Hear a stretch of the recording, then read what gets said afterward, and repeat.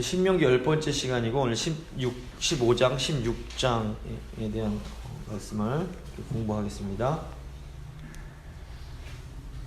지금 여러 차례 보셔서 10번 이상 보셨으니까 이제 출애굽한 후에 시내산에서 언약을 맺고 또 십계명을 받고 성막을 짓게 하시고 1년 동안 먹으면서 레위기 말씀을 또 주신 다음에 인구조사를 하고 민수기 11장부터 이제 출발을 합니다.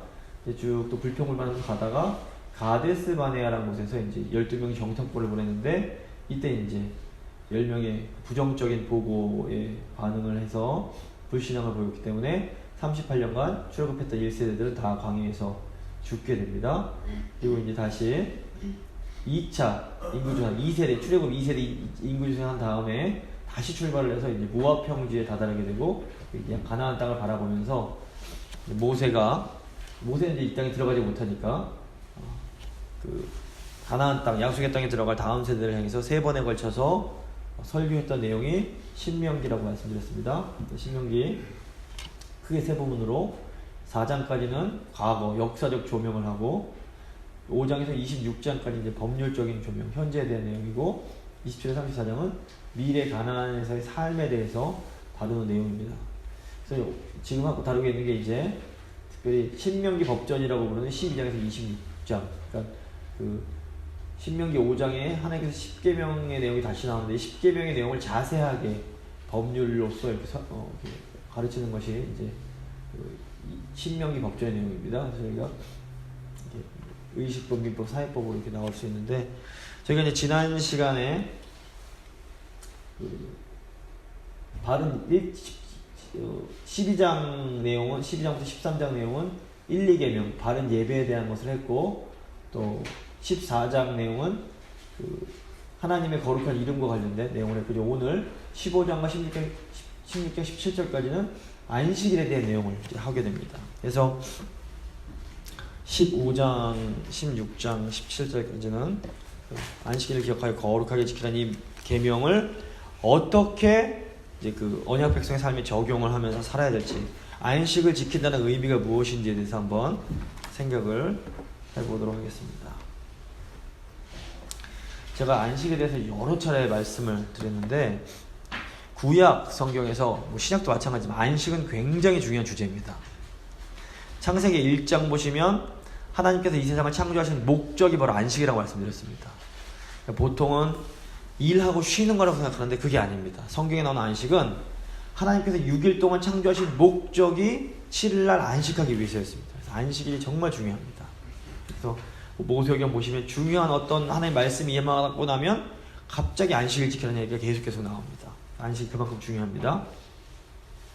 안식은 단순한 휴식이 아니고 이 안식은 하나님과의 온전한 관계 속에서 하나님이 주시는 생명과 기쁨을 충만히 누리는 상태가 안식이라고 말씀드렸습니다. 그래서 이 안식은 하나님 안에서만, 하나님과 아주 좋은 관계 속에서만 누릴 수 있는 그런 것입니다. 좀 비유를 좀 들자면 핸드폰이 충전기에 꽂혀 있어야 이 배터리가 채워집니다. 아무리 다른 걸 해도 그러니까 우리가 하나님 앞에서 안식되려면 하나님 안에 이렇게 하나님과 연결되어 있어야 됩니다. 이제 어떤 그런 비유가 될 수 있고 또 하나는 갓난 아기가 있는데 얘한테는 엄마 품에 있어야 이게 이제 안식이 되지 아이한테 100만원짜리 1000만원짜리 어떤 최고급 우유병을 물려준다고 아이가 행복을 느끼지 못합니다.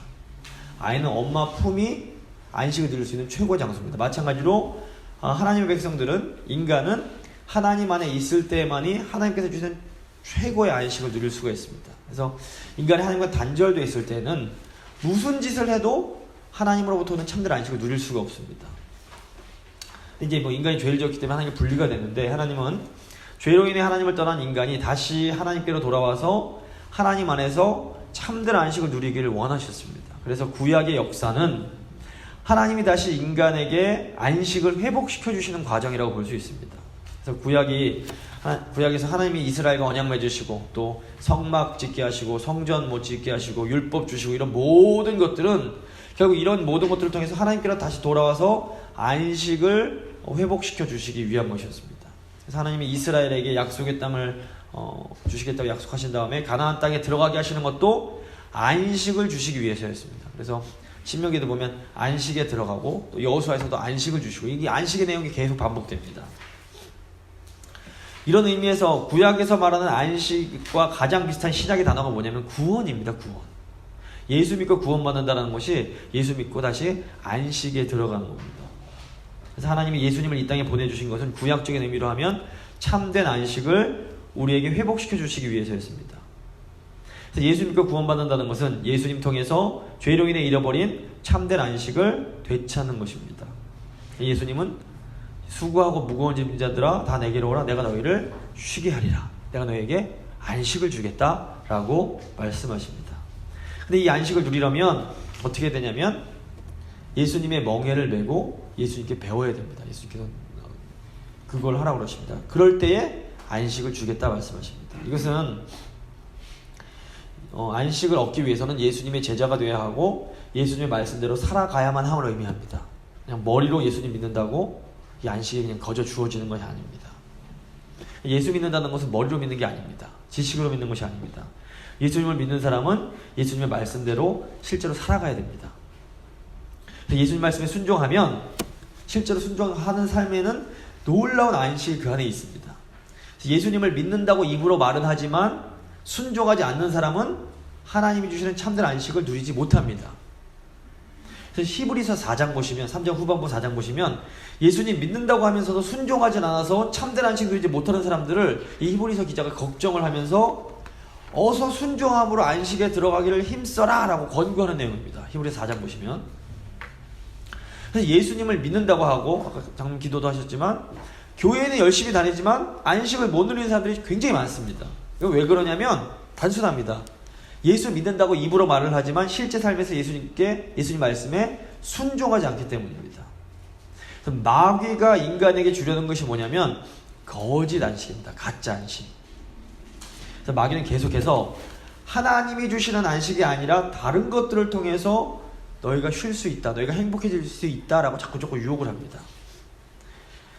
그래서 이제 나이 드신 분들 같은 경우에는 이제 부와 안정과 명예를 참된 안식과 바꾸라고 자꾸 유혹을 합니다. 반면 젊은이들한테는 어떤 재미와 쾌락을 하나님이 주신 안식과 바꾸라고 자꾸 유혹합니다. 근데 이게 생각보다 굉장히 강력합니다.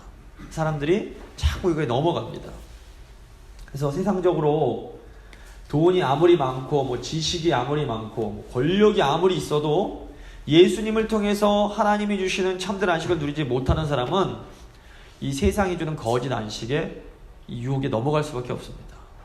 요즘 한국에서 막 이제 정치인이 막 그런 것 때문에 이제 난리가 났는데 이게 안식이 없기 때문에 유혹에 넘어갈 수밖에 없기 때문에 그런 겁니다. 근데 이게 유혹을 따라가다 보면 결국엔 죽게 됩니다. 그래서 안식과 가장 밀접하게 관련된 개념이 뭐냐면 바로 자유입니다. 자유 없이는 안식을 누릴 수가 없습니다.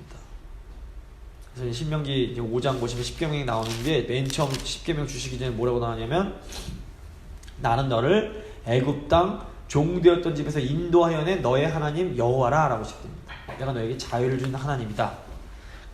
자유를 준다는 건 곧 안식으로 들어가게 하기 위해서입니다. 근데 자유에는 보시면 두 가지 차원이 있습니다. 하나는 뭐뭐로부터의 자유입니다. 영어로 하면 freedom from입니다. 뭐뭐로부터 자유로워지는 것. 어떤 속박하고 묶여있는 것부터 자유가 있습니다. 또 다른 차원이 소극적 자유라면 또 다른 자유는 뭐냐면 뭐뭐를 향한, 뭐뭐를 위한 자유가 있습니다. 그래서 freedom for, 그러니까 뭐뭐를 위한 자유입니다. 자유를 갖고 뭐 하냐면 그냥 방종할 수도 있지만 그러니까 싱글일 때는 자유가 있습니다. 묶여있지 않습니다. 그런데 이 자유를 어떻게 사용해야 되냐면 한 사람을 만나서 사랑하기 위해서 이 자유를 사용하는 것. 이게 이제 뭐뭐로부터의 자유, 뭐뭐를 향한 자유, 뭐뭐를 위한 자유가 있습니다. 그래서 오늘 15장, 16장 보시면 이 두 가지 구조로 되어 있습니다. 안식을 누리려면 우선 우리가 꽉 묶고 있는 무언가로부터 자유로워져야 됩니다. 해방이 돼야 됩니다. 신명기 15장은 언약 백성들을 묶고 있던 어떤 경제적인 빚, 노예 상태로 또는 어떤 탐욕으로부터 이렇게 자유케 되는 내용이 나옵니다. 하지만 이게 무언가로부터 자유로워지는 것이 전부는 아닙니다. 참된 안식을 누리려면 여기서 한 걸음 더 나아가야 됩니다. 하나님께서 주시는 자유로 하나님과 교제하는 상태로 나아갈 때 진짜 자유를 누릴 수가 있습니다. 그래서 신명기 16장 내용은 자유케 된 이스라엘이 안식을 누리기 위해 하나님과 깊이 있는 교제로 들어가는 절기에 대한 내용입니다. 그래서 오늘 두 부분 15장 일단 죄와 속박으로부터의 자유입니다. 세 부분인데 이제 첫 번째는 빚으로부터의 자유, 그다음에 종된 상태로부터의 자유, 그다음에 이제 또 소유와 탐욕으로부터의 자유입니다. 먼저 빚으로부터의 자유를 보겠습니다. 1절 말씀입니다. 매 7년 끝에는 면제하라. 면제의 규례는 이러하니라. 그의 이웃에게 꾸어준 모든 체주는 그것을 면제하고 그의 이웃에게나 그 형제에게 독촉하지 말지니 이는 여호와를 위하여 면제를 선포하였습니다. 이스라엘은 7년에 한 번씩 안식년이라는 걸 가졌습니다. 일주일에 한 번씩 안식일이 있었고 7년에 한 번씩은 안식년이 있었습니다. 그래서 6년 일하고 6년 동안은 열심히 땅을 경작하고 7년째 되는 날에는 땅을 쉬게 하는 겁니다. 안식년에는 땅에 씨도 뿌리면 안 되고 가지를 잘라주는 일도 하면 안 됐습니다. 혹시나 그 땅에 저절로 자라나는 어떤 그런 곡식이, 열매나 곡식이 있어도 그거는 추수하지 말고 가난한 사람들이나 동물이 먹도록 가만히 내버려둬야 됐습니다. 땅을 그냥 쉬게 해주는 겁니다. 언약 백성 이스라엘이 이 안식년에 해야 될 일 중 하나가 뭐냐면 이웃에게 빌려줬던 것을 그냥 갚지 말라고 면제해주는 일이었습니다.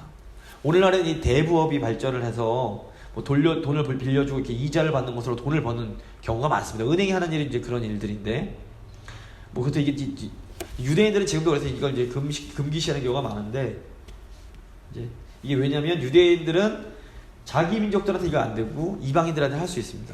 그래서 이제 지금 하고 유대인들이 돈을 잘 버는데, 어쨌건 이제 이 모세 당시에는 이자를 주고 이자를 받으면서 돈을 빌려주는 그런 개념이 절대 아니었습니다. 당시에 뭔가를 빌린다는 것은 먹을 것이 없기 때문에 빌리는 것이었기 때문에 곡식이나 돈을 빌리는 것이었고, 이때 누군가에 뭔가를 빌려준다는 것은 그 뭐 이자 같은 거 받지 않고 어려움에 처한 누군가를 도와주는 그런 구제의 행동이었습니다.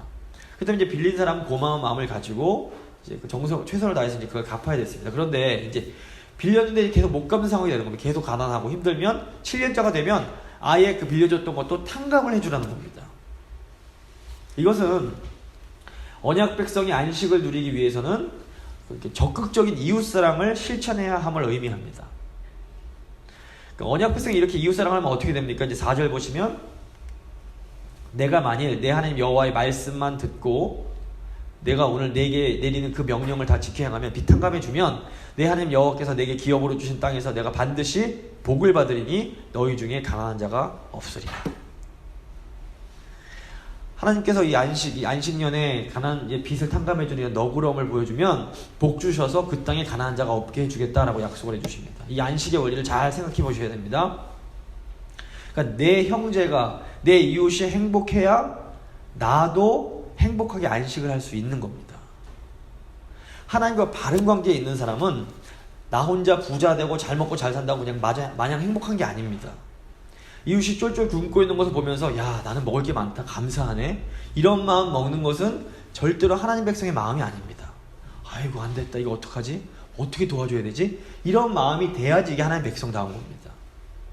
그래서 이제 이거를 가족으로 생각해 보시면 뭐 자녀가라든가 뭐 형제가 막 너무 힘들게 아프고 힘듭니다. 그때 같이 슬퍼하고 같이 아파하는 것이 가족입니다. 마찬가지로 다른 교인이 너무 힘들고 어떤 불행에 처하면 같이 괴롭고 힘들어하는 것이 교회라는 공동체입니다. 그래서 저희 교회에 아픈 분들 계시면 같이 아파하고 같이 기도하고 이게 교회다운 겁니다. 그래서 언약 백성인 이스라엘은 그 나라 전체가 이런 가족 공동체로 살아가야 됐던 겁니다. 그래서 이스라엘을 이렇게 그 가족 공동체로 이렇게 묶어주는 게 뭐였는데 그게 뭐냐면 언약이라는 겁니다. 이스라엘 사람들은 하나님과의 언약에 헌신된 거룩한 백성들이었습니다. 그래서 이스라엘은 모두 한 명 한 명이 다 언약에 헌신되어 있었기 때문에 서로 이 언약이라는 것에 묶여서 한 가족처럼 지낼 수가 있었습니다. 그래서 이 가족끼리는 어떤 남 개념이 아니라 이익을 넘어서는 내가 좀 손해보더라도 저쪽이 행복해지면 그것 때문에 기뻐할 수 있는 그런 언약적인 사랑으로 이제 대할 수가 있었던 겁니다. 근데 하지만 이제 하나님과의 언약에 헌신하지 않은 이방인들과의 관계는 좀 이제 다른 원리가 적용이 됐습니다. 3절 보시면 이방인에게는 내가 독촉하려니와 내 형제에게 꾸어준 것은 내 손에서 면제하라. 뭐 이게 이제 이방인에게는 독촉하라고 너 빨리 돈 안 갚고 막 괴롭히라는 뜻은 아닙니다. 못되게 해도 된다는 의미는 아니고, 그 신명기 14장 21절을 보시면 언약 백성과 이방인은 하나님께서 요구하시는 기준 자체가 다릅니다. 너희는 너희 하나님 여호와의 성민 거룩한 백성이라 스스로 죽은 모든 것은 먹지 말 것이나, 이 언약 백성은 죽음은 부정한 것이기 때문에 먹으면 안 됐습니다. 그것을 성중에 거류하는 객, 이방인입니다. 주워 먹게 하거나 이방인에게 파는 것은 가하니라. 그러니까 죽은 거 이방인은 먹어도 된다는 겁니다. 왜냐하면 하나님과의 특별한 관계가 없기 때문에 상관없다는 겁니다. 그러니까 하나님께서 언약 백성에게 요구하시는 의무가 있고 책임이 있고, 이방인들에게 요구하시는 책임이 서로 달랐던 겁니다. 그래서 근데 중요한 건 뭐냐면, 그럼 하나님은 이스라엘만 사랑하셨나? 그게 아니라고 계속 말씀드렸습니다. 이방인들에게도 이 언약 공동체로 들어올 수 있는 그 기회의 문이 얼마든지 열려 있었습니다. 이방인이 믿음으로 여호와 신앙, 내가 여호와 하나님을 믿겠습니다라고 고백하면 언약 공동체로 들어와서 이 그 언약의 그 가족 공동체로 지낼 수 있었습니다. 그래서 출애굽할 당시에 이미 출애굽기 12장 38절 보시면, 출애굽할 때에 이미 하나님을 애굽에 지내던 이방인들 중에서도 야, 하나님의 능력을 보면서 야, 내가 이 애굽신 버리고 하나님 따라가야겠다, 이런 사람들이 많이 섞여 있었습니다. 그래서 출애굽기 12장 38절 보시면 수많은 잡족이 출애굽할 때 같이 이스라엘 백성을 따라 나왔습니다. 이미 이방인들이 있었습니다. 또 가나안을 정복하는 과정에서도 언약 공동체에 들어온 족속들이 있었습니다. 그러니까 이방인들 중에서도 믿음만 있으면 라합도 그렇고, 뭐 기돈 족속도 그렇고, 하나님 밑으로 들어오기만 하면 하나님께서 받아주셨습니다. 그러니까 이 원리를, 그럼 언약 공동체, 언약 백성들을 대하는 태도와 이방인들을 대하는 태도가 어떤 차이가 있는가, 이거를 이제 오늘날 교회에 대입하면 이해가 쉽습니다. 우리가 교회 밖에 사람들한테 친절하게 대할 수 있고 대해야 됩니다. 잘 대할 수 있습니다. 하지만 아무리 교회 밖에 공동체 사람들에게 잘 대해도 교인들에게 대하는 거랑은 좀 다를 수밖에 없습니다. 교인들은 훨씬 더 깊이 있게 사랑할 수밖에 없습니다. 가족과 같은 존재들이기 때문에. 물론 교회 밖 사람들도 얼마든지 우리 교회 안으로 들어올 수 있는 기회의 문이 열려 있습니다. 저희는 언제나 환영합니다. 하지만 어쨌건 들어오기 전까지는 저희가 교인들 대하는 거랑 교회 밖에 있는 분들 대하는 거랑 다를 수밖에 없습니다. 그러니까 이스라엘 공동체 이와 같았던 겁니다. 이스라엘 공동체는 가족 공동체였고, 언약 밖에 있는 사람들에게는 뭐 못되게 대할 필요는 없었지만 그래도 다를 수밖에 없었던 겁니다. 그래서 이제 이 원리가 분명히 있습니다. 그래서 이스라엘 공동체가 오늘 교회 공동체의 어떤 영적인 원리를 똑같습니다. 그러니까 10절 보시면 우리가 언약 공동체 안에 그 형제 자매들에게 어떻게 대해야 하는지가 이제 구체적으로 나옵니다. 10절 보시면 10절 11절 너는 반드시 그에게 줄 것이 어려울 때에 줄 때는 아끼는 마음을 품지 말 것이니라. 이로 말미암아 내 하나님 여호와께서 내가 하는 모든 일과 내 손에 닿는 모든 일에 내게 복을 주시리라. 땅에는 언제든지 가난한 자가 그치지 아니하겠으므로 내가 내게 명령하이르노니 너는 반드시 내 땅 안에 내 형제 중 곤란한 자와 궁핍한 자에게 내 손을 펼지니라. 새 언약 공동체, 구약의 공동체인 구약의 언약 백성인 이스라엘 백성들이나 새 언약 공동체인 교회는 항상 그런 그 공동체 안에 연약한 지체들에게 관심을 가지고 그들을 돌봐야 합니다. 하나님이 이렇게 교회에 연약한 사람들을 돌볼 때에 내가 복 주겠다라고 이렇게 여러 번 강조해서 약속을 하고 계십니다. 그러니까 기쁨으로 돕는 것 굉장히 귀한 일이고 하나님이 너무너무 기뻐하시는 일입니다. 두 번째, 15장 12절부터 18절은 이제 종된 상태로부터 자유입니다. 12절부터 14절 말씀입니다. 이것도 이제 안식년에 행해야 되는 일인데, 내 동족 히브리 남자나 히브리 여자가 내게 팔렸다 하자. 만일 6해 동안 너를 섬겼거든 7째 해에 너는 그를 놓아 자유롭게 할 것이요, 그를 놓아 자유롭게 할 때에는 빈손으로 가게 하지 말고 내 양무리 중에서 타작마당에서와 포도주 틀에서 그에게 후히 줄지니 곧 하나님 여호와께서 내게 복을 주신 대로 그에게 줄지니라. 이 안식년이 되면 종이 됐던 사람들도 자유롭게 풀어줘야 됐습니다. 근데 이제 이 종이 영어로 슬레이브, 노예랑 똑같은 단어인데, 오늘날 저희가 이제 노예하면 옛날에 그 미국이나 이럴 때 좀 흑인 노예들을 생각합니다. 그래서 좀 되게 이게 나쁜 생각, 이제 좀 개념이 많은데, 성경에 나오는 노예, 특별히 이제 이스라엘 출신 노예들이랑은 우리가 생각하는 노예랑 개념이 좀 많이 다릅니다. 그래서 이때 당시에 경제적으로 어려움에 처한 사람은 자원해서 다른 사람에게 이제 종으로 들어갈 수가 있습니다. 제가 지금 먹을 게 없는데 당신 집에서 종살이 좀 하게 해주십시오. 이렇게 되는 겁니다. 우리나라도 옛날에 과거에 먹을 게 없으면 부잣집 식모로 이렇게 들어가고 이런 건 비슷합니다. 하지만 이스라엘의 종은 주인의 소유는 아니었습니다. 12절에 나오는 이제 팔렸다라는 말의 뜻은 뭐냐면 일정 기간 동안 고용하는 그 종의 노동력을 샀다는 의미입니다. 종 자체를 산 게 아닙니다. 노동력에 대한 대가로 주인은 종에게 다시 독립해서 살 수 있는 어떤 수단을 나중에 제공해 줘야 됐습니다. 그래서 종이 이제 풀려날 때 후하게 이제 먹고 살 수 있도록 뭔가 이렇게 주는 겁니다. 물론 이제 보면 종이 너무너무 주인이 좋아서 주인 밑에 있는 게 너무 편하고 좋으니까 내가 계속 종이 되고 싶습니다. 그러면 그렇게 될 수도 있었습니다. 하지만 이 관계는 흔히 생각하는 주인과 노예 사이의 어떤 폭력적이고 비인격적인 관계가 아니었습니다. 그래서 뭐 아브라함과 그 종 관계를 생각해봐도 굉장히 자식처럼 아끼는 그런 관계였습니다. 그래서 하나님은 이렇게 가난해서 종이 된 사람을 너그럽게 대하면 또 복 주시겠다고 다시 한번 약속을 하십니다. 18절 보시면 그가 6해 동안에 품꾼의 싹에 배나 받을 만큼 너를 섬겼은즉 너는 그를 놓아 자유롭게 하기를 어렵게 하지 말라. 그리하면 내 하나님 여호와께서 범사에 내게 복을 주시리라. 그러니까 하나님은 자기 백성들이 서로에게 이렇게 관대하고 너그럽게 정말 가족처럼 대해주기를 원하십니다. 이런 모습이 가장 하나님을 닮은 모습이기 때문에 그렇습니다. 우리가 연약한 교인들, 우리 교회에서 연약한 교인들을 사랑할 때에 이렇게 가족을 대하듯 관대하고 너그럽게 대해줘야 됩니다. 우리 약한 분들, 누구 연세 많으신 어른들도 이제 약한 분들이라고 볼 수 있고, 또 우리 어린 다음 세대들도 연약한 교인들이라고 볼 수 있습니다. 우리가 이런 분들 대할 때 넉넉한 마음으로 그냥 보통 똑같이 대하는 것이 아니라 이방인 대하듯이 대하는 게 아니라 가족 대하듯이 내 아버지, 내 할아버지 대하듯 내 새끼, 내 손자 대하듯이 정말 사랑의 마음으로 대해줄 때에 하나님은 우리에게 복 주시겠다고 약속하시는 겁니다. 굉장히 중요합니다. 저 사람은 이렇게 이기가 안 됩니다. 이건 저 아버지가 마음에 안 들어도 아버지기 때문에 우리 아버지 왜 그러시 속상한 마음이 있지만 그래도 아버지한테 고개 숙이는 것처럼, 자식들이 너무 속삭여도 그래도 내 새끼이기 때문에 또 기도하고 눈물 흘리는 것처럼 저희 교회는 서로를 그렇게 대해야 되는 겁니다. 그래서 안타까운 마음으로 사랑하고 끝까지 사랑해야 되는 겁니다. 이럴 때 어떻게 되면 안식이 주어지는 겁니다. 우리 안에 이런 마음이 있을 때, 이 마음 없이 저 사람만 없으면 좋겠어, 저놈들은 왜 저렇게 행동해, 이런 마음으로 우리 안에 안식이 올 수가 없습니다. 이게 굉장히 중요합니다. 교회에서. 다음 이제 소유로부터 자유입니다. 15절 19절에서 이제 15장 19절에서 23절은 첫 소산을 주님께 드리라는 내용입니다.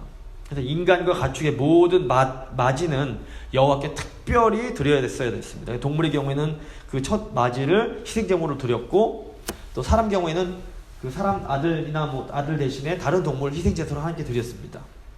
이 첫 소산의 제사는 11조처럼 보시면 하나님께서 택하신 곳에 가서 드려야 했는데, 이게 무슨 의미냐면 11조랑 연결되는 개념입니다. 11조는 모든 것이 하나님으로부터 왔음을 고백하는 의미의 제사입니다. 마찬가지로 첫 소산도 모든 것이 하나님이 주신 것임을 인정하는 걸 고백하는 제사입니다.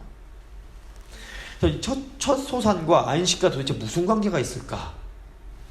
안식은 제가 처음에 하나님과의 바른 관계 속에서만 주어진다고 말씀드렸습니다.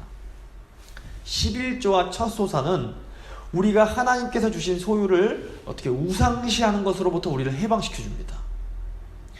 우상숭배의 가장 근본적인 욕구가 뭐냐면 바로 탐심입니다. 탐심. 그래서 골로새서 3장 5절 보시면 그러므로 땅에 있는 지체를 죽이라 곧 음란과 부정과 사욕과 악한 정욕과 탐심이니 탐심은 우상숭배니라.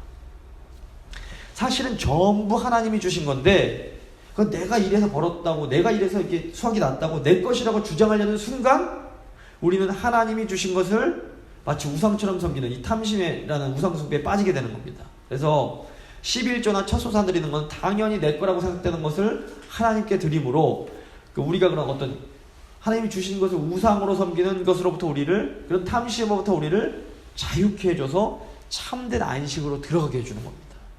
그래서 빚의 탕감, 종의 해방, 첫 소산 드리는 것에 공통점이 있는데 그게 뭐냐면 우리에게 주어진 모든 것들이 하나님이 주신 선물임을 인정하는 행동들입니다. 그래서 참된 안식은 우리에게 주어진 모든 것이 하나님이 주신 선물임을 인정하는 데서 시작이 됩니다. 그래서 우리에게 있는 건 어떤 것 하나 하나님이 주시지 않은 것이 하나도 없습니다. 그래서 모든 것이 다 하나님의 은혜요, 모든 것이 다 선물임을 인정하면서 하나님이 주신 그 은혜와 선물을 이웃과 나누고 기꺼이 이웃을 섬길 때 비로소 우리가 참된 안식으로 들어갈 수가 있게 되는 겁니다. 하나님 주시는 참된 구원을 우리가 누리는 겁니다. 그러니까 우리가 구원 못 누리고 안식 못 누리는 건 여기 순종이 잘 안 되기 때문입니다. 그래서 이걸 잘 생각하고 이 안식으로 들어가고 싶으면 먼저 이 말씀에 순종을 해야 됩니다. 예수님의 제자가 돼서 예수님의 멍에를 메고 예수님께 가신 길을 따라가야 되는 겁니다.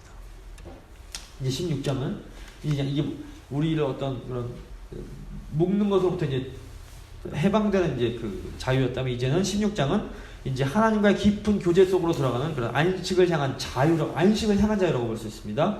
이스라엘의 이제 3대 절기에 대한 내용이 이제 쭉 16장 1절부터 17절까지 나오는데요. 먼저 3대 절기를 보시면 이제 6월절, 77절, 초막절입니다. 또는 6월절, 77절 또는 장막절이라고도 볼 수 있습니다. 먼저 6월절 내용입니다. 16장 1절에서 8절인데 1절 보시면 아비월을 지켜 내 하나님 6월절을 행하라. 이는 아비월에 내 하나님 여호와께서 밤에 너를 애굽에서 인도하여 내셨습니다. 이 아비월은 양력으로 하면 3에서 4월인데 이제 포로기 이후에는 아비월을 니산월이라고 부릅니다.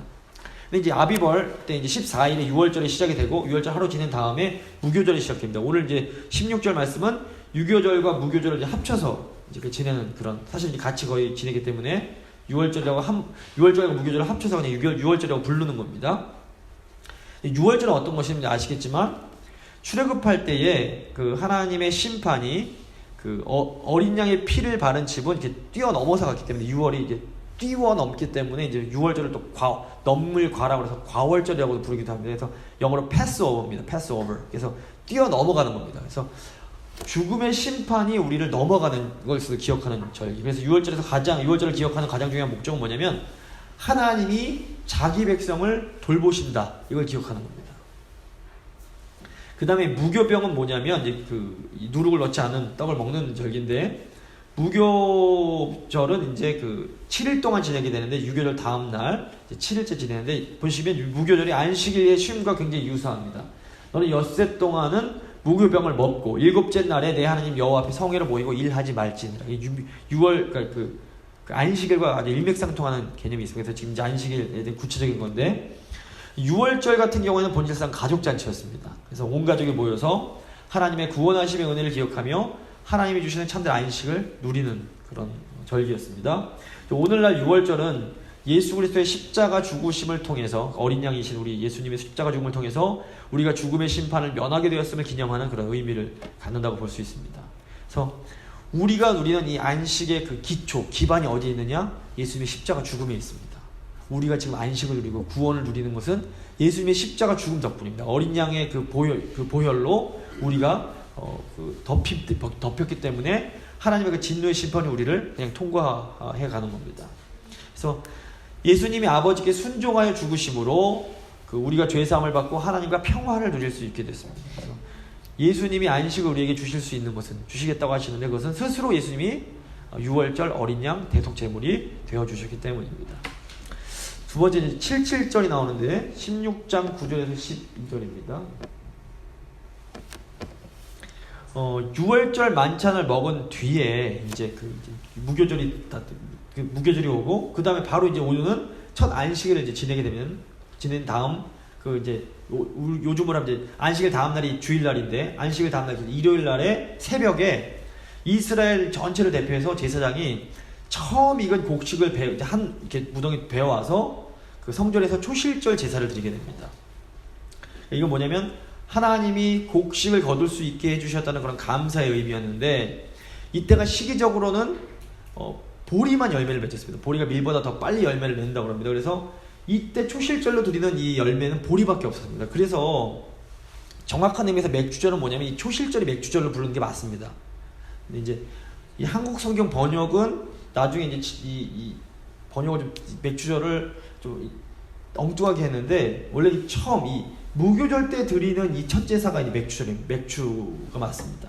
그래서 이 초실절 의식을 지낸 후에부터 이제 어떻게 되냐면, 하나님께 드렸으니까 이제 이스라엘 사람들이 자기 밭에 낫을 대면서 추수를 시작합니다. 그래서 추수를 시작해서 49일 동안 7일이 7번이면 49일 동안 자기 밭에 가서 이제 보리와 밀을 다 이제 거두게 됩니다. 그리고 개인들마다 첫 열매를 가져와서 하나님께 드리는 그런 제사가 바로 77절 제사였습니다. 9절 보시면 7주를 셀지니 곡식의 낫을 대는 첫날부터 이제 이게 그 초실절을 얘기합니다. 7주를 세워서 내 하나님 여호와 앞에서 칠칠절을 지키되 내 하나님 여호와께서 내게 복을 주신 대로 내 힘을 헤아려 자원하는 예물을 드리고. 이제 칠칠절의 제사는 이제 이 초실절은 제사장만 드리는 거고 칠칠절은 이제 백성들이 다 이제 수수한 것을 기뻐하는 건데 칠칠절 제사는 요제, 흔들 요제입니다. 요제로 드렸습니다. 사람들은 모든 수확이 하나님께로부터 온 것을 기억하면서 첫 수확물을 동서남북 상하로 이렇게 흔들어서 드리는 요제로 드리게 됩니다. 곡식으로 드리는 제사입니다.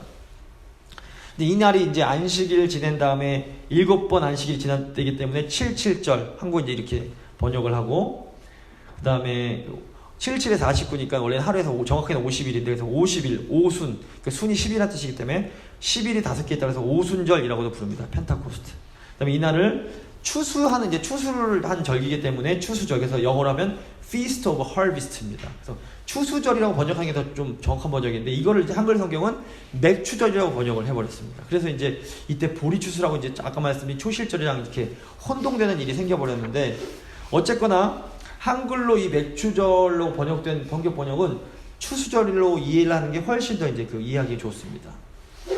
근데 어쨌거나 이제 초실절이든 이제 그 77절이든 서로 이제 첫 열매를 드리는 것은 일맥상통합니다. 그래서 어떤 의미가 있냐면 예수님께서 우리 부활의 첫 열매가 되십니다. 그래서 예수님이 부활하심으로 교회에 주신 게 뭐냐? 바로 성령이었습니다. 그래서 예수님의 부활로 인해서 성령 강림이 언제 일어납니까? 오순절, 즉 77절에 일어납니다. 그래서 이제 이게 오순절과 77절 성령 강림절이 연결이 되는 겁니다. 근데 이제 보시면 이 77절, 즉 오순절에는 유교병으로 만든 떡 두 개의 떡을 제사로 드렸습니다. 이걸 이제 요즘 어떤 학자들은 비유적으로 해석하면 성령 강림을 통해서 유대인 공동체 떡 하나, 그 다음에 이방인 공동체 떡 하나가 이제 함께 하나님께 드려지게 됐다라고 이제 해석을 할 수도 있습니다. 그다음 세 번째 절기가 초막절 또는 장막절입니다. 그 텐트 치는 그 지내는 절기입니다. 초막, 장막, 이제 번역은 한국 번역이 다르지만 영어 번역은 똑같습니다. 그래서 Feast of Tabernacle, 이게 이제 그 텐트 치고 지내는 절기, 이제 이게 초막절, 장막절입니다. 이 초막절은 이스라엘의 3대 절기 중에서 가장 큰 명절로서 여호와의 절기라고 불렀습니다. 이 초막절은 크게 두 가지 의미가 있었는데요. 하나는 출애굽한 이후에 40년간 광야 생활을 기억하는 역사적인 의미가 있습니다. 과거를 회상하는 의미. 그래서 이 이제 40년 돌 동안 다 이 사람들이 텐트 치고 살 수밖에 없었기 때문에 우리가 이 텐트를 광야에서 40년간 지냈지, 이걸 기억하는 겁니다. 불순종에서 40년 지냈지, 그러지 말자. 과거를 회상하는 의미가 하나 있고, 또 하나는 이때도 이제 그 추수를 했습니다. 이제 아까 77절에는 보리와 밀을 추수했다면 이제 이때는 그 이 장막절, 초막절 때는 그 올리브와 포도를 또 이렇게 추수를 했습니다. 그래서 이때는 이 추수한 것들을 이렇게 거둬들이고 이렇게 모아두는, 추수한 곡식을 저장하는 것을 감사하는 의미로 수장절이라고도 불렀습니다. 그래서 장막절, 초막절, 수장절, 그 Feast of Ingathering 다 같은 한 절기를 한번 부르는 겁니다. 그래서 16절 보시면 너의 가운데 모든 남자는 1년에 3번 곧 무교절과 무교절은 유교절만입니다. 무교절과 77절과 이때는 이제 그 보리와 밀을 첫 열매를 거두는 절기고, 초막절 이때 올리브와 그 포도를 거두는 절기입니다. 초막절에 내 하나님 여호와께서 택하신 곳에서 여호와를 배웁되 빈손으로 여호와를 배웁지 말고 각 사람이 내 하나님 여호와께서 주신 복을 따라 그 힘대로 드릴지니라. 자, 이스라엘 농부들이 3번 추수를 했습니다. 근데 이 추수 기간 3번이 다 절기와 막 3번의 절기, 3대 절기가 맞물려 있었습니다. 약간 이제 아까 보여드렸는데, 무교절은 이제 초실절이라고 불리는 그 겨울보리 처음 나는 그 무교절 때 그 제사장이 드리는 그거였고, 그 다음에 77절은 이제 50일 후에 밀과 보리를 거두는 그런 추수절이었고, 그 다음에 나중에 그 수장절은 그 올리브와 포도를 거두는지, 우리랑 양력으로 하면 9월 정도 되는 그 시대에 올리브와 포도를 거두는 그런 명절이었습니다. 이제 이 중에서 1년 중 가장 마지막에 드리는 이 수장절, 이 초막절이 가장 이렇게 큰 절기였습니다. 그래서 근데 이 3대 절기에 공통점이 있습니다. 그게 뭐냐면 수직적인 차원에서는 이 곡식을 주신 하나님의 은혜에 감사하는 겁니다. 하나님이 모든 걸 주신 감사합니다. 수직적인 차원의 감사가 있고, 수평적인 차원에서는 이 하나님께 받은 은혜를 이웃과 특별히 가난한 자들과 나누는 절기였습니다.